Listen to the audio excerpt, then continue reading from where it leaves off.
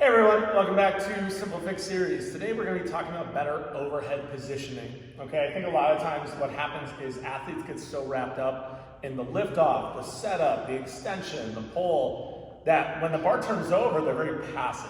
Okay, they're actually not setting themselves up for success when we train for that overhead position. We're not going to discuss like how to get it into tight posture, like lifting up into it, reaching up into it, extension into it, whatever verbiage you want to use for that. But rather where we are positioning our body. We live in a world where like a lot of our work is like this. All right, we see these nasty rolled in shoulders, and this is awful for our sport in particular. When we're in an overhead position, we can't allow, if you see my posture, for anything like this. This bar where my hand is needs to always be stacked as close to where it is above my heel or behind my ear is another way to think about it. But the shoulder can't be like this. We've actually got to make sure we're pulling back and open. The cueing I'll use for people is I tell them I want a nice broad and open chest to receive that bar.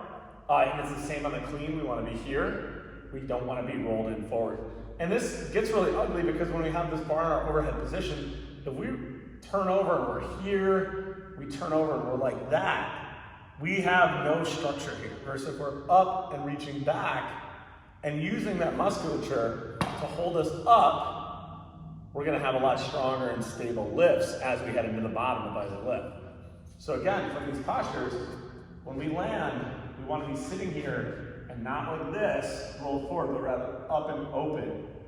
All right, if you can't reach that nice open posture here at the bottom of the snatch, definitely a sign we probably have some thoracic range of motion stuff we need to work on. Getting a foam roll in there, doing some static work there, some wall squats, practicing things like snatch balances where you have to have that nice posture. Another thing is athletes don't actually reach up into it. We just extend our bones.